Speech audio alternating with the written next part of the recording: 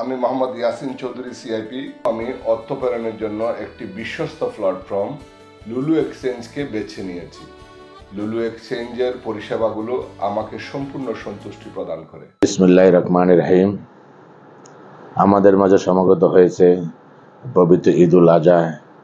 ঈদ মানে আনন্দ, ঈদ মানে খুশি। এটি মুসলিম উম্মাতের সবচেয়ে বড় ধর্মীয় উৎসব। ত্যাগ এবং কুরবানির মাধ্যমে এই উৎসব পালন করে থাকি।